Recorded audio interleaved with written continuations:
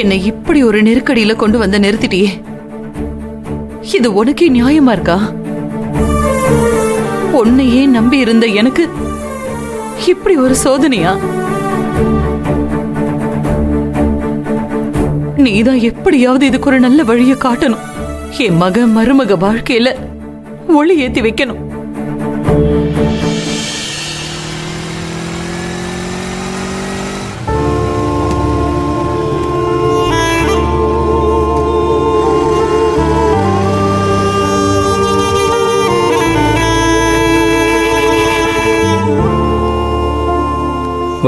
என்னன்னா, எதுக்கு அம்மா திடீர்னு கோவிலுக்கு வர சொன்னாங்க? எனக்கும் தெரியலையா நீ, ஏதோ திடீர்னு ஃபோன் பண்ணி உன்னையும் கூட்டிட்டு கோயிலுக்கு வர சொன்னாங்க. கேட்டா நேர்ல நான் சொல்றேன்னு சொல்லிட்டு கட் பண்ணிட்டாங்க. அதான் எதுவா இருந்தாலும் நேர்ல போய் பேசிக்கலாம்னு நானும் வந்துட்டேன்.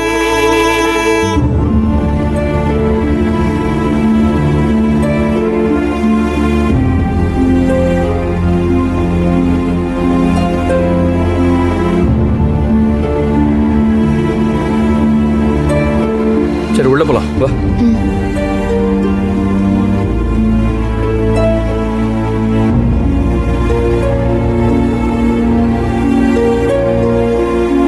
அண்ணா, அம்மா.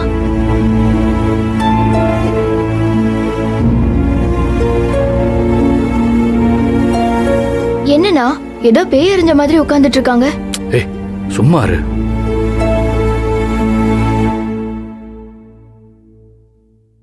மா, என்னாச்சு? ஏன் இங்க வந்து உட்கார்ந்துட்டு இருக்க? அன்பு, அன்பு, டேய் அன்பு. என்னம்மா? ஏம்மா என்ன? முகமே சரியில்லையம்மா, என்னாச்சு? அது வந்து சொல்லுமா. நான் ஜோசியரை பார்த்தேன்டா. இதான் உன் பிரச்சனையா? உனக்கு எதுக்கு இந்த தேவையில்லாத வேலை? உன்னை யாரு இப்ப ஜோசியரை போய் பார்க்க சொன்னது? ஐயோ, நான் சொல்றது ஒரு நிமிஷம் கேளுடா.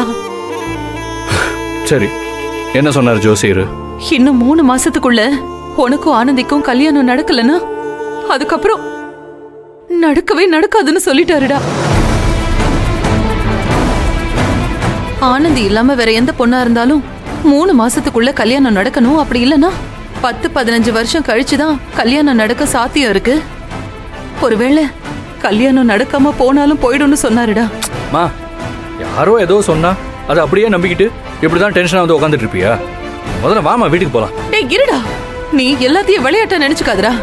நம்மள சுத்தி நடக்கிற எதுவுமே சாதாரண விஷயமா எனக்கு தெரியல. எல்லாமே ரொம்ப விஷமமா தான் படுது. தன்வந்திரி பூஜையில என்ன நடந்துச்சுன்னு பார்த்தல. இப்ப என்ன பண்ணணும்ங்கற? நான் ஜோசியர்கிட்ட இதுக்கெல்லாம் ஏதாவது பரிகாரம் இருக்கான்னு கூட விசாரிச்சு பார்த்துட்டேன். இந்த 3 மாசத்துக்குள்ள உனக்கு கல்யாணம் பண்றதை தவிர வேற பரிகாரமே இல்லைன்னு சொல்லிட்டாரு. நீ தயவு செஞ்சு புரிஞ்சுக்கோட அன்பு. என்னமா புரிஞ்சுக்க சொல்ற? ஆனந்தி என்ன நிலைமையில இருக்கான்னு தெரியுமா உனக்கு? அவ அக்கா கோகிலாவோட கல்யாணத்துக்கு கல்யாண மண்டபமே பிரச்சனையில இருக்குமா?